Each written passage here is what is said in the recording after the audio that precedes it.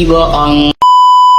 Aku hanya memikirkan satu peraturan penting. Kenapa kau lakukan hari ini kalau kau bisa melakukannya besok? Hahaha. Few moments later.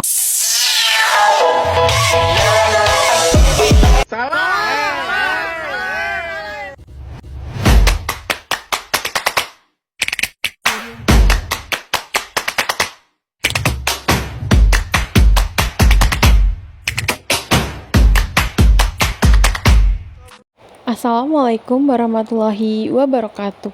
Om Swastiastu, Namo Buddhaya, Salam Kebajikan, Salam. Perkenalkan, nama saya Layan Rizkianur Rahma dengan 3 digit NIM terakhir saya 115. Di sini saya akan menjelaskan materi tentang Vermes. Apa sih Vermes itu? Vermes adalah istilah dalam klasifikasi hewan kuno yang digunakan untuk menyebut kelompok hewan berbentuk memanjang seperti cacing. Kata ini berasal dari bahasa Latin vermis yang berarti cacing. Dalam sistem klasifikasi modern, istilah vermes sudah tidak digunakan karena dianggap terlalu umum.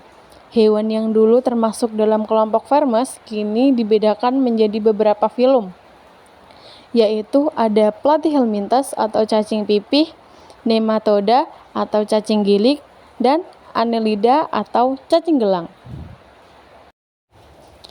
Secara umum, Vermes memiliki tubuh yang lunak dan memanjang tanpa rangka maupun tulang belakang. Tubuhnya memiliki simetri bilateral, artinya bagian kiri dan kanan tubuhnya sama. Hewan ini bernapas melalui permukaan tubuh karena tidak memiliki alat pernapasan khusus. Cara berkembang biaknya bermacam-macam, baik secara seksual melalui pembuahan maupun aseksual, yaitu melalui regenerasi atau pembelahan diri. Sebagian besar jenis Vermes bersifat hermafrodit, yaitu memiliki alat kelamin ganda dalam satu tubuh. Habitat Vermes sangat beragam, mulai dari lingkungan yang lembab, perairan tawar, perairan laut, hingga di dalam tubuh inang tempat mereka hidup sebagai parasit. Vermes dibedakan menjadi 3 kelompok besar atau filum utama, yaitu yang pertama ada Platyhelminthes atau cacing pipih, ada juga Nematoda atau cacing gilik, dan Annelida atau cacing gelang. Ketiganya memiliki ciri-ciri dan peran yang berbeda, baik dalam struktur tubuh maupun dalam hubungannya dengan kehidupan manusia dan lingkungannya. Yang pertama, kita akan membahas tentang Platyhelminthes. Platyhelminthes memiliki tubuh yang pipih dari atas ke bawah atau dorsoventral. Cacing ini belum memiliki rongga tubuh sejati atau acelomata. Sistem pencernaannya sederhana dan sebagian besar hidup sebagai parasit. Beberapa di antaranya hidup bebas di air tawar atau air laut. Contoh hewan dari filum ini antara lain adalah Planaria sp yang hidup bebas, ada juga Fasciola hepatica atau cacing hati yang hidup parasit pada sapi, serta Taenia solium atau cacing pita yang hidup di usus manusia. Peran cacing pipih bervariasi. Ada yang menguntungkan seperti Planaria yang digunakan untuk penelitian regenerasi, tetapi sebagian besar bersifat merugikan karena menjadi penyebab penyakit parasit. Nah, di sini ada contoh dari Platyhelminthes, yaitu cacing pita. Cacing pita ini memiliki tubuh yang memanjang dan kepala yang sedikit agak berbentuk segitiga.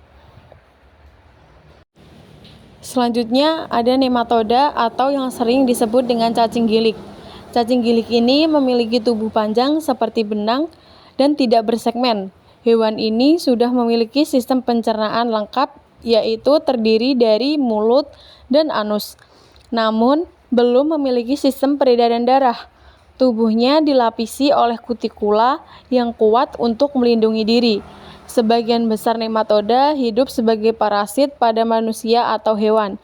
Contohnya yaitu Ascaris lumbricoides atau cacing perut. Ada juga Ancylostoma duodenale atau cacing tambang, dan Wuchereria bancrofti atau cacing filaria, penyebab penyakit kaki gajah.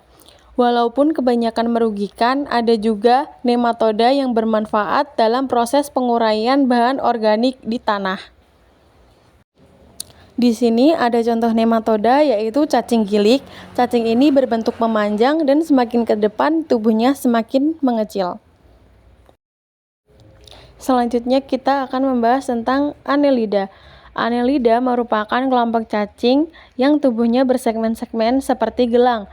Mereka memiliki rongga tubuh sejati atau selomata. Sistem pencernaannya lengkap, serta sistem peredaran darahnya tertutup. Cacing gelang bernapas melalui kulit yang selalu lembab. Habitatnya meliputi tanah, air tawar, dan air laut. Contoh cacing gelang adalah Lumbricus terrestris atau cacing tanah, ada juga Nereis sp atau cacing laut, dan Hirudo medicinalis atau lintah. Cacing tanah sangat bermanfaat dalam menyuburkan tanah karena membantu mengemburkan dan menguraikan bahan organik. Lintah juga berguna dalam dunia medis untuk terapi penghisapan darah. Namun, ada juga lintah yang merugikan karena menghisap darah hewan ternak. Di sini ada contoh Annelida, yaitu cacing gelang. Cacing ini memiliki tubuh yang panjang. Cacing ini hampir mirip dengan cacing gelak. Vermas memiliki peran penting dalam kehidupan manusia dan ekosistem. Beberapa jenis cacing seperti Lumbricus terrestris berperan besar dalam menyuburkan tanah dan mempercepat proses penguraian bahan organik. Lintah medis atau Hirudo medicinalis juga digunakan dalam terapi tradisional untuk melancarkan peredaran darah. Namun, sebagian jenis cacing bersifat parasit dan menyebabkan penyakit, seperti Ascaris lumbricoides yang menyebabkan penyakit cacingan, Ancylostoma duodenale yang menyebabkan anemia, serta Wuchereria bancrofti yang menyebabkan kaki gajah. Dengan demikian, Vermes dapat memberikan manfaat sekaligus kerugian tergantung jenis dan peranannya di alam.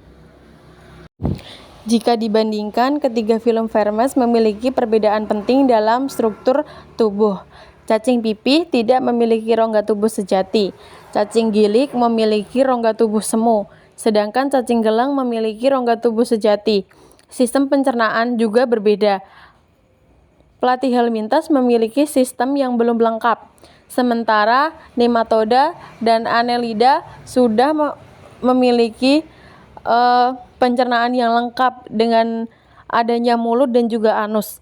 Peredaran darah hanya dimiliki oleh Annelida dengan sistem tertutup.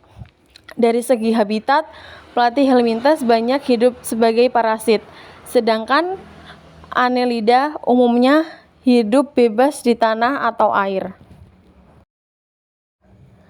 Jadi kesimpulannya adalah Vermes merupakan kelompok hewan bertubuh lunak dan memanjang yang tidak memiliki tulang belakang. Hewan ini terdiri dari 3 kelompok utama, yaitu Platyhelminthes, nematoda, dan Annelida. Masing-masing memiliki ciri khas, habitat, dan peran yang berbeda. Beberapa jenis sangat bermanfaat bagi ekosistem, seperti cacing tanah dan lintah. Sementara yang lain bersifat parasit dan merugikan manusia. Dengan mempelajari Vermes, kita dapat belajar memahami keanekaragaman hewan invertebrata serta peran penting mereka dalam keseimbangan dan lingkungan. Nah, itulah tadi pemaparan materi dari saya tentang Vermes. Kurang lebihnya saya mohon maaf yang sebesar-besarnya. Wassalamualaikum warahmatullahi wabarakatuh.